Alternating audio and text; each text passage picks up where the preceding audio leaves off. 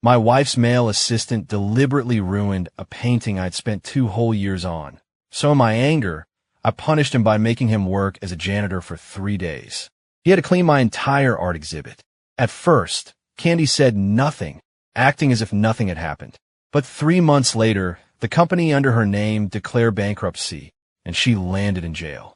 To pay off millions in debt, I worked 3 jobs a day, nearly killing myself with exhaustion.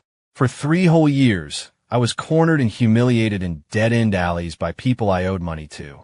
I once worked as a test sleeper in a haunted house just for $100. Then, while waiting tables, I overheard Candy, the woman who was supposed to be in prison, throwing a lavish birthday party for her male assistant. A friend asked her, "Candy, you gave Ethan $1 million watch, while your dear husband is sleeping in haunted houses for $100. How can you be so heartless?" Candy let out a cold laugh through a cloud of smoke. It's his own fault for forcing Ethan to work as a janitor. These 3 years are his punishment. Once the 3 years are up, I'll just pretend I've made a comeback. And he'll go right back to being my dear husband. My body swayed in the cold wind, and I felt like a lifeless puppet. So this 3-year nightmare, this living hell, was all just a punishment you orchestrated. If that's how you want to play, then I'll pay you back double. I felt a chill run through me, as if I'd been plunged into ice water, especially when I heard her friend Jessica's voice from inside. "Candy, he's your husband, after all. He was a pampered rich kid before you got married. Don't you think you're being a little too cruel to him? The last time I saw Sonny, he looked terribly worn out. He was rail thin, like he was at his breaking point." Candy replied coolly, "We agreed on 3 full years. Not a single day less. Besides, there's only a month left. He's made it this far. What's a few more days?" Jessica seemed like she wanted to say something else, but she held her tongue. "But he came to me a while back, begging to borrow just a few $100s. I mean, this is Sonny Miller we're talking about, the golden boy. Who's ever seen him look so pathetic?" Candy snorted. "You didn't give him any, did you?" "Of course not. You made it clear that anyone who lends him money is basically cutting ties with you." "I wouldn't dare." Through another puff of smoke, Candy gave a cold smile. "Good. You know what's best for you. Sonny has always been a spoiled, arrogant brat. Ethan just accidentally smudged his painting, and he punished him so cruelly, making him a janitor for 3 days. Someone needed to cure him of that arrogance. And look, these 3 years of punishment have really done the trick, haven't they?" Candy's voice was dripping with pride and satisfaction, as if her punishment had completely reformed me and made me a better person. Seeing this, Jessica just sighed and swallowed whatever else she was going to say. In fact, she left out a few details. That day, I had gotten on my knees. I even started to unbutton my shirt. "Just $500, I begged. Please. Candy is sick in prison. She needs money for treatment, and I'm $500 short." They all just looked at each other, and then burst into laughter. "Is this really the same Sonny Miller we used to know? You used to be so proud you wouldn't even look at a pair of shoes that cost less than $1,000. And now you're willing to sell your body for $500. I just listened to their insults, my face a complete blank. What other expression could I possibly have? All my pride, my self-respect, had been crushed into dust by my reality. "Just name your price." I choked out, my voice thick with emotion. "I'll do whatever you want." That just made them laugh harder. Finally, a woman who had been quiet the whole time, sitting on the couch, spoke up with a sigh. "You should just go. Even if you got on the floor and begged us all day, we wouldn't help you." Because Candy had given them their orders long ago. A punishment was a punishment. For 3 whole years, they were forbidden from showing me any pity or offering me any help whatsoever. This was the only way to properly avenge her precious assistant, Ethan. So how did I finally get that $500? I went to the hospital and sold my blood. I took the $500 to the prison, only to be told that Candy had been released on medical parole. I managed to get the money to one of Candy's friends, so anxious I was practically on my knees. "Please, you have to make sure this money gets to Candy. I can't let anything happen to her." But at that very moment, Candy was with her male assistant Ethan, having fun at Disneyland.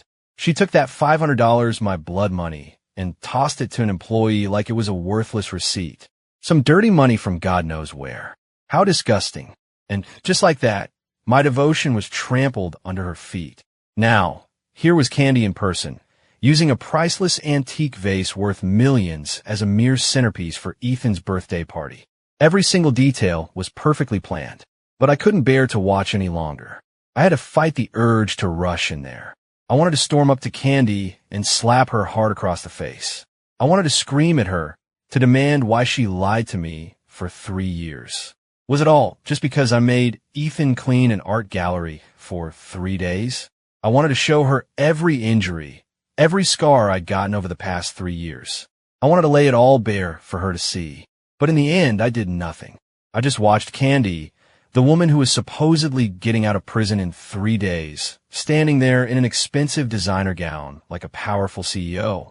She had thrown this huge, glamorous birthday party just for her assistant. She even had all their society friends come, smiling fondly as she wished Ethan a happy birthday. Then, with a blank expression, I turned and walked back to my basement apartment. I had lived in this dark, damp place for 3 years. The bathroom was right by the entrance, and the walls were covered in layers of mold that gave off a rotten stench. I remember when I first moved in, the smell made me sick to my stomach every single day. For the first 25 years of my life, I had been pampered. I was Sonny Miller, the privileged son of a wealthy family who had never known a day of hardship. I was also an internationally acclaimed artist with more awards than I could count. At the peak of my career, I was pursued by Candy Anderson, the heiress to the Anderson fortune. After we married, my life was effortless. I was the very definition of a man who had it all. That is, until Candy hired a timid, soft-spoken male assistant named Ethan. He was the son of our housekeeper, yet he was constantly trying to compete with me. His clothes weren't as expensive as mine, so he'd call me a useless pretty boy. He wasn't as talented as me, so he'd whisper behind my back that I only got ahead because of my family or my wife. He even schemed his way into becoming Candy's assistant, and from then on, he never missed a chance to speak ill of me to her. He'd lie and say I bullied his mother at home, that I ruined his clothes. He even claimed I made him get on his knees and act like a servant. I always believed the truth would speak for itself, so I never paid his lies any mind. But that all changed the day I finally completed a painting I had poured 2 years of my life into. I was just about to have it framed, but I stepped out for a moment, and when I returned, it was completely covered in black ink. Ethan was standing right there, holding the bottle of ink, a smug look on his face. You spent 2 years on that, didn't you? Let's see how you're going to impress Candy now. I was so enraged, I just hauled off and punched him right in the face. You're always spreading rumors that I treat you like a servant, right? Well, for the next 3 days, you're going to be a janitor for me. You're going to clean my entire art exhibit. But just then, the door flew open and someone burst into the room. Candy rushed in, frowning as she pulled Ethan behind her. Sonny, can you please control that spoiled temper of yours? Ethan is trying so hard. So what if he doesn't come for money? Why do you always have to pick on him? My chest was heaving with rage. Candy, get your facts straight. He's the one who... But before I could finish, Ethan played the victim, hiding behind Candy and looking utterly heartbroken. Candy, it's all my fault. I was just trying to help Sonny tidy up the studio, and I accidentally ruined his painting. He said he was going to sell me to a nightclub, and he called my mother a bitch who gave birth to a bastard. I just can't take it anymore. I can handle him hitting me, but why did he have to insult my mother? He was crying, looking so fragile and pitiful. Kenny didn't even bother to ask me for my side of the story or look into it. She just believed him. She stared at me coldly. Sonny, how could you become this kind of person? I'm so disappointed in you. Even with Candy trying to talk me out of it, I insisted that Ethan work as a janitor for those 3 days. When it was over, Candy acted like nothing had happened, just letting out a light sigh. Sonny, when are you going to learn to control that temper? It was just a painting. All right, you've let off your steam. Let's just move on. At the time, I was naive enough to believe her. I thought it was really over. But I never imagined that just a few days later, news would break that Candy's company had gone bankrupt. Soon after, Candy herself was sent to prison, leaving me to deal with the entire mess. At first, I wasn't too worried. Even if the Anderson family was bankrupt, I still had my parents. I called them immediately, but their numbers were all disconnected. That's when I started to panic. I rushed home to find them, but our butler told me that the day they heard about Candy's family, they had been rushing home and were caught in a landslide. Both of them were gone. In a single night, my world collapsed. With no parents or wife to rely on, I had to sell our properties and move into a damp basement. I spent sleepless nights hiding from debt collectors. Eventually, they found my basement apartment, and a group of them burst in with clubs and beat me. They broke 2 of my ribs and shattered my wrist. I could no longer hold a paintbrush. It took me 3 years to finally accept my fate. I gave up on everything just to stay alive. But now, I find out it was all a lie. Candy's punishment had stripped me down to nothing, remaking me into someone else entirely. Just then my phone buzzed. It was a message from Candy. "Sonny, I'm getting out in 3 days. Don't forget to come pick me up." I gripped my phone tightly, a dull ache spreading through my chest. Even now, Candy was still keeping up the act. She was at that birthday party right now. She was hugging Ethan, wishing him a happy birthday, with that huge, beautiful cake and all the decorations. And yet she was still treating me like an idiot. I stared at the message, my vision blurring with tears until the words came back into focus. I typed back a simple reply. "Okay, I'll be there in 3 days." 3 days later, I went to the prison gates to pick her up, playing along with her lie. From a distance, I could see Candy dressed in tattered clothes. She was pretending to be a destitute woman ruined by bankruptcy, even wearing makeup to create a fake scar on her face. When she saw me, she limped over and threw herself at me excitedly. "Sonny." She hugged me, her eyes welling up with tears. "I did my time in prison, Sonny. I really tried to atone for what I did. They said I was a model prisoner, so they released me early. It must have been so hard on you all this time." She looked so sincere, as if she had really suffered behind bars for 3 years. But I just gently pushed her away. "It's good that you're out." Candy froze for a second, seeming to sense something was off, but then she suddenly grabbed my wrist. "Sonny, what happened to your wrist?" Her worried expression looked genuine, but I just found it funny. "What are you pretending for, Candy?" "It was your people, the ones you sent pretending to be debt collectors, who beat me until my wrist was broken. And now you're acting all innocent?" I felt nothing but disgust and maybe a little fear of what would happen when the lies finally came crashing down. "It's nothing. I just fell," I said, pulling my hand away. "The doctor said it will heal with some time." Candy finally let out a sigh of relief. "Oh, good." She took my hand again, her expression soft as she laced her fingers through mine. "It's your right wrist. If it were serious, it would affect your painting, and then you'd be all upset." She said it in a coddling tone, but her words felt like knives in my heart. I used to have a real gift for painting. I won international awards one after another, and everyone said I had a brilliant future ahead of me. But I gave that up to be a test subject for new drugs, just to get some money. I did it all to get Candy out of prison sooner. I was willing to let them break my wrist. And now I can't even hold a paintbrush. And for what? To find out it was all just some punishment game Candy had designed. How pathetic. I was quiet the whole drive, while Candy seemed nervous, chattering on about all sorts of things. It was obvious they were all lines she had rehearsed, probably found online. She was trying to convince me she had really spent the last 3 years in prison. I listened with half an ear, and when she finally paused, I asked a simple question. "Candy, did I do something wrong?" Candy froze, her eyes turning a little red as she looked at me. "What's wrong, Sonny? Why would you ask that?" I suddenly remembered the last time I was finally allowed to visit her. I had been so happy, using the little money I'd saved up to buy meat and vegetables and cook a meal for her. No wonder she had turned her nose up at it and refused to eat. She must have thought the food was cheap and disgusting. Of course, I thought she was suffering in prison for 3 years. In reality, she was traveling the world with her male assistant, eating gourmet food, and living in luxury. How could she ever share my suffering? Even that prison visit was just a performance she paid for, a little show put on for my benefit. I felt like the biggest fool in the world, a toy they had played with for 3 years. When she saw me crying, Candy panicked and rushed over to wipe away my tears. "Sonny, why are you crying? Did someone hurt you?" I looked straight into her eyes. "If someone hurt me, what would you do? Would you still protect me no matter what, even if it meant giving up your own life, like you once promised?" Her movements were frantic as she fumbled for a tissue to dry my face. She nodded firmly without a moment's hesitation.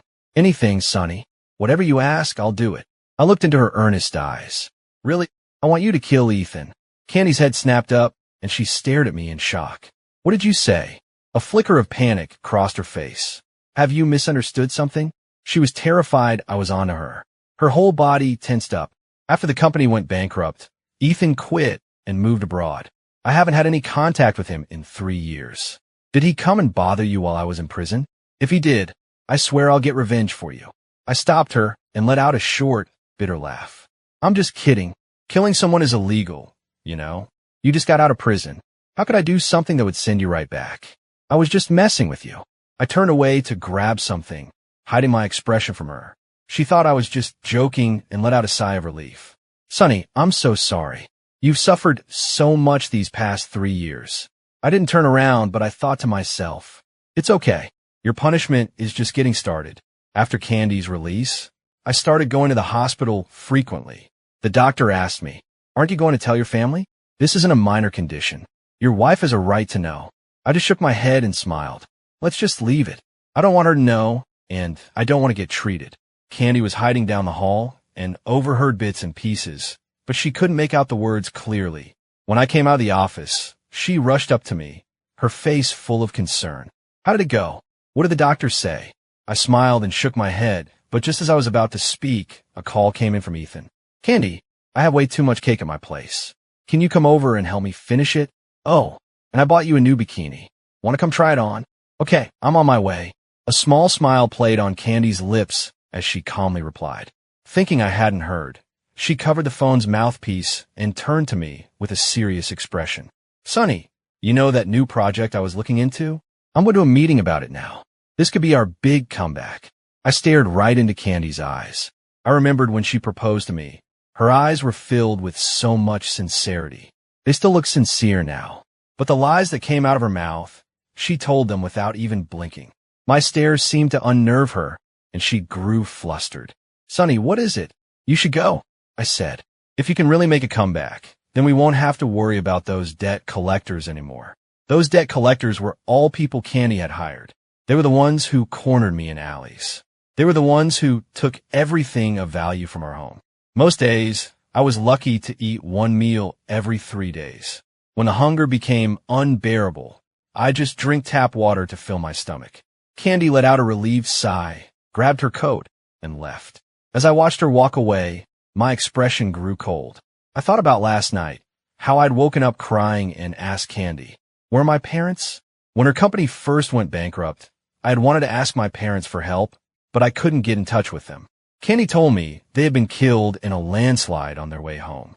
She said their bodies were never found. I spent 3 years searching for them, only to find out 2 days ago that they weren't dead at all. Candy had tricked them into leaving the country. For 3 whole years, Candy had been using my phone to send them messages, telling them I was doing great while I was living in hell. Candy, I said, looking her in the eye, deciding to give her one last chance. Is there anything you're lying to me about? Candy paused for a second, then just ruffled my hair. Silly boy. Of course not. I would never lie to you. I looked down, the light in my eyes fading. That's good, I said after a moment. I miss my parents.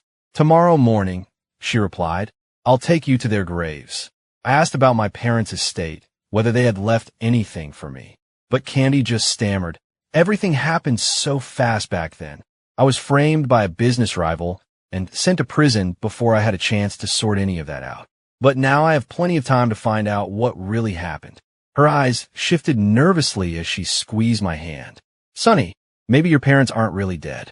Maybe there's still hope, right? Her 3-year deadline was almost up, and she couldn't maintain the lie about my parents' accident anymore. So now she had to change her story and say there might be a turnaround. Too bad for her. She had just thrown away her last chance.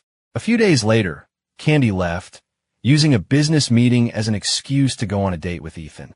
As the clock struck midnight, I scattered sleeping pills all over the floor. My phone rang. It was the doctor. Everything is in place. I nodded and sent a text to Candy. Candy, you win. Your punishment worked. You wanted to stand up for Ethan, right?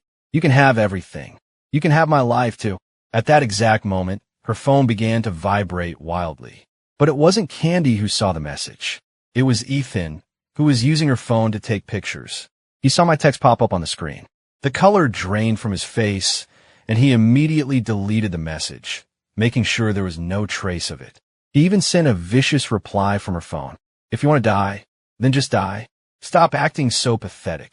Sending messages like this just for sympathy is disgusting.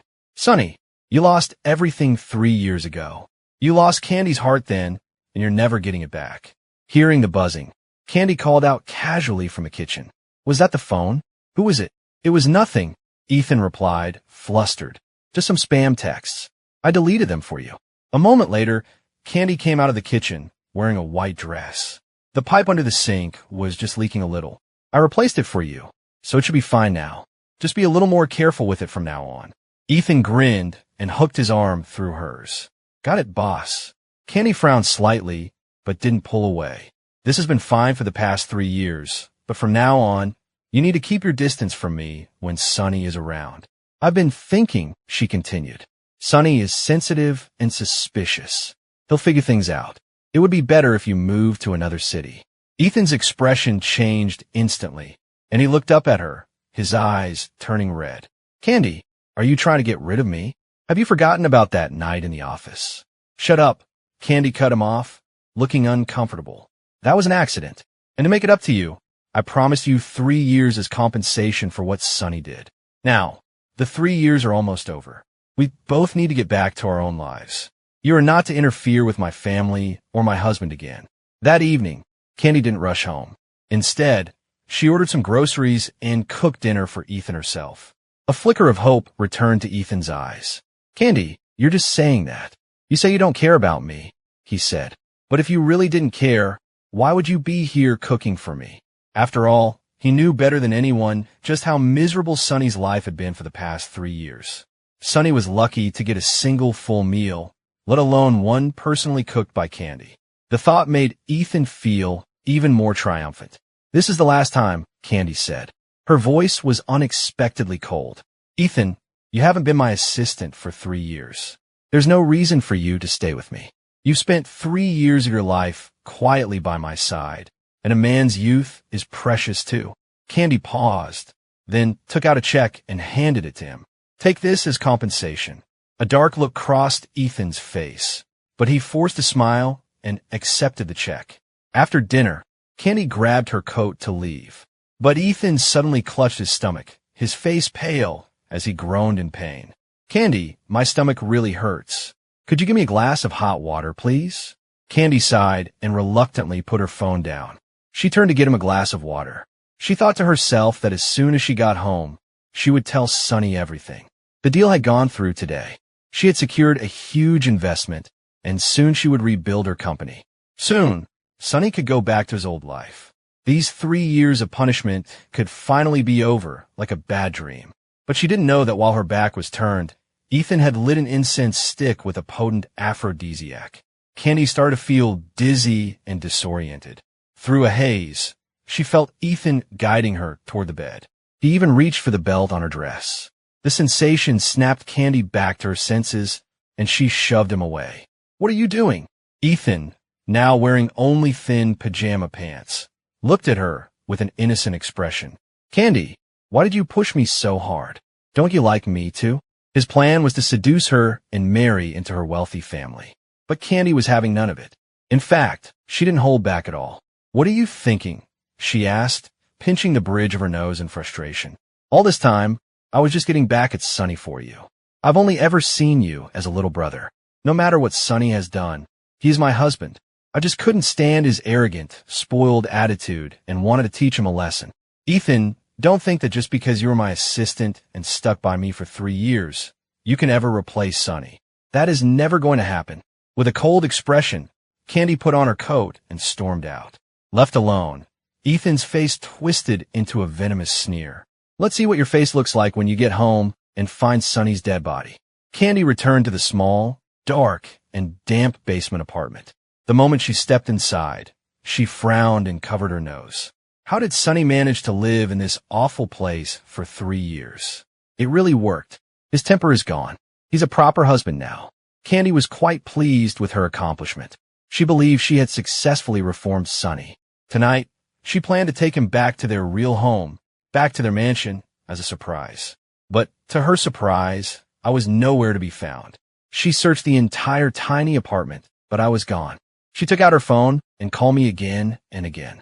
On the 9th try, someone finally answered. Candy's face lit up. Sonny, where are you? It's so late. Are you still at work? I'll come pick you up. Sonny Miller is dead. The unfamiliar man's voice on the other end of the line made her smile freeze on her face. Who is this? What are you talking about? Where is Sonny? Give my husband his phone back right now. The doctor on the other end of the line spoke again, his tone full of regret. This is City General Hospital.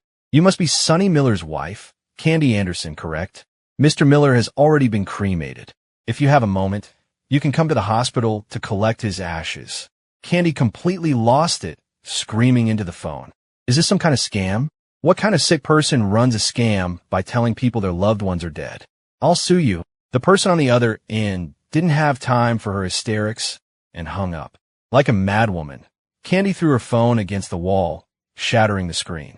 In the end, when she couldn't find me anywhere, she went to City General Hospital. She held the urn of ashes, her face a ghastly, pale white. She even took the urn to my family's estate. These ashes are fake, right? Sonny, come out here. This is just some sick prank to scare me, isn't it? Candy screamed at the front door until her voice was raw. Eventually, the butler came out. Ms. Anderson, who are you looking for? Sonny Miller. Tell him to come out and see me. Candy reeked of alcohol and was clearly drunk, a pathetic sight. You tell him I don't believe for a second that he's dead. The butler shook his head with a regretful sigh. Our Mr. Sonny passed away. He had a terminal illness. What? You knew. Candy's voice was a broken, hoarse whisper, and she collapsed to the ground, completely falling apart. She sat there on the ground, clutching a bottle of liquor like a common drunk. He tried to call me. He sent me texts, but I never got them. I thought it was all just some sick joke. I never imagined Sonny had suffered so much these past 3 years, that he was terminally ill and never even told me. Candy was consumed by guilt. She couldn't stop blaming herself.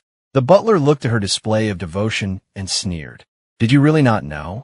For the past 3 years, Mr. Sonny was living a life worse than death.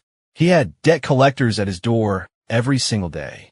He even took a job sleeping in a haunted house just to earn money for your medical bills. He did every dangerous job you can imagine. The people you sent to torture him wouldn't let up. They even broke his wrist. He can never paint again. Did you know any of this, Ms. Anderson? Candy looked as if she had been struck by lightning. What did you say? All of that. Sonny had never said a word about it to her. And she never knew that the men she had hired just to scare him a little had actually gotten violent. So this was the life Sonny had been living for 3 years. If the butler hadn't told her, she would have never known the truth. Ethan, she screamed.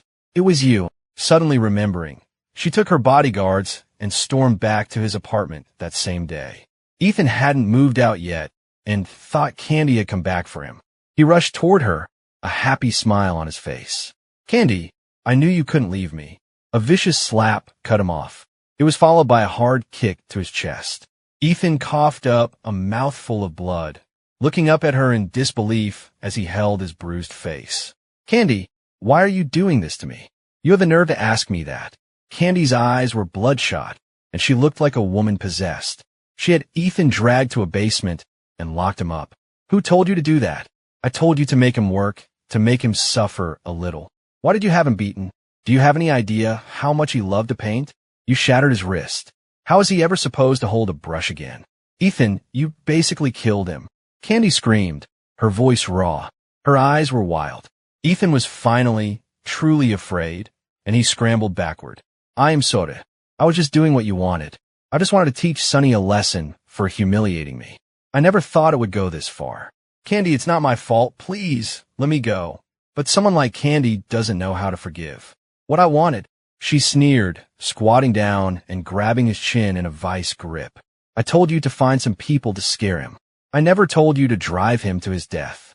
For every bone they broke, I'll have 10 of yours broken. She let go abruptly, and Ethan collapsed to the floor. He was terrified now, facing this monster, and all he could do was beg. I am sorry. It was just Sonny's bad luck. It wasn't my fault. Please let me go. But he didn't know that Candy had already found out the truth. Back then, I thought Sunny was just being an arrogant brat, punishing you for no reason. But I didn't know that you were the one who started it, that you maliciously ruined a painting he had spent 2 years creating. Candy was grinding her teeth so hard it sounded like they would crack. Do you have any idea that to paint that piece, Starry Night, Sunny stayed up all night in his studio for 2 years? It was his masterpiece. If I had known the truth back then, I would have broken both of your hands. And you, after all the harm you caused, you had his wrist broken so he could never paint again. Ethan, you are a truly evil person. Ethan was shaking from head to toe, begging for his life. Candy suddenly smiled, a vicious, cruel smile. You like playing the victim, don't you? You like having people wait on you? Well, from now on, you're going to stay right here and learn what it feels like to wish you were dead. Ethan was terrified out of his mind and scrambled across the floor to grab her leg. Candy, I was wrong. I was so wrong. I was just obsessed. I was jealous of him. Please, let me out. I'll go apologize to Sunny. I'll let him do whatever he wants to me. Too late, Candy said, kicking him away and looking down at him like the Grim Reaper. Sunny is dead, and you are going to join him. That was the day Ethan was dragged into the basement for good. They say his screams echoed through the house all night and only stopped at dawn. After that, no one ever saw or heard from Ethan again. Candy finally knew the truth, and she finally understood just how sick and twisted her 3-year punishment had been. She started spending every last penny she had, trying to find me. But no matter who she asked, the answer was always the same. Ms. Anderson, your husband is dead. He passed away at City General, and his last wish was that you not be contacted. The cremation was authorized by his doctor. Here is the death certificate. This went on for 5 years. Until one day, Candy was scrolling through a blogger's social media feed and saw a familiar face. Her heart, which had felt dead for years, suddenly started beating again. Sunny. It's Sunny. He's not dead. Over those 5 years, Candy's health had deteriorated. Her new company had failed.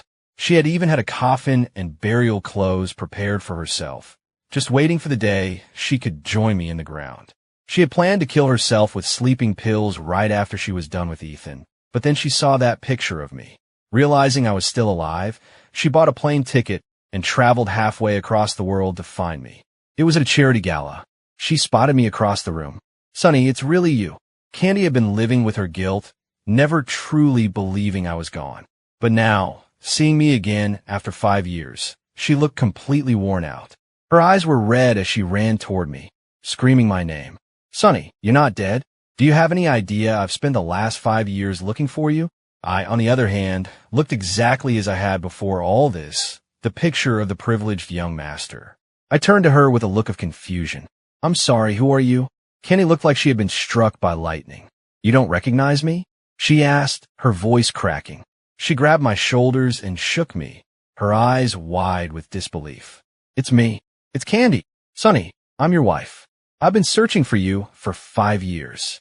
Look at me. How can you not remember me? An elegant woman stepped between us, gently holding her back. Sunny really doesn't remember you, the woman said. He took medication to forget his past so he could move on with his life. He's my husband now. Candy refused to believe what she was hearing. I should have known. You faked your death 5 years ago, didn't you? She asked, her voice hoarse as she interrogated me like a madwoman. Then what was all that I heard at the hospital? If you weren't dead, why did you lie about being terminally ill? Was it all just to trick me? I looked into her disbelieving eyes, and a small smile formed on my lips. Isn't this how you like to play your little punishment games? What's the matter? Don't you like this one? Candy's head was spinning. It was all a lie. Sunny, you were lying to me. She stumbled backward, unable to accept the truth. And what if I was? I said quietly, didn't you lie to me for 3 years? I told you I would pay you back double for everything. And your company going bankrupt? That was me too. This is just what you deserve, Candy. Her eyes filled with tears, and she rushed forward, grabbing my hand. It doesn't matter. I don't care about any of that, Sunny. Just come home with me. I don't want anything else. I just want you. But I gently pulled my hand away. Don't you get it? I'm married to someone else now. You've lost me forever, Candy. With that, I took my wife's arm and walked away without a backward glance. Candy looked like she was about to completely fall apart. She collapsed onto the floor, sobbing like a lost child. After that night, Candy stayed in the country, refusing to leave. She no longer seemed to be seeking death as she had before. She started showing up everywhere I went, sometimes with roses, kneeling and begging for my forgiveness. It was all that bastard Ethan. He tricked me. He lied to me for 3 years. I didn't know the truth back then. That's why I did what I did. I know I was wrong now. Sonny, I never wanted to hurt you. You're the only husband I'll ever want. Ethan has paid for what he did. He can never hurt you again. Sonny, please just give me one more chance. What a joke. I had given her a chance just days before I faked my death. She was the one who threw it away. And there's no way to turn back time now. Candy, don't come here again. I don't want to see you. The last time I saw her, I told her everything. That my death and the ashes were all fake. The amnesia was fake. My parents now knew the truth. That for 3 years, Candy had tricked them into traveling the world while she impersonated me in messages, all while I was living through hell. And they hated her for it. You tortured the son we cherished for all those years, my father told her. Do you really think we could ever forgive you? Get out of her sight and stay out. If we ever see you again, I promise you will regret it. I didn't love her anymore. That so-called punishment was the most profound betrayal I could imagine. It meant that I could never, ever forgive her. Later, I heard that Candy, in a final act of atonement, swallowed 2 entire bottles of sleeping pills. She left a note. It just said, in the next life, Sonny, in the next life, I promise I'll make it up to you. I'll love you right. I'll never be fooled by a monster again, and I'll never do anything to hurt you. But her words were just scattered by the wind, gone without a trace.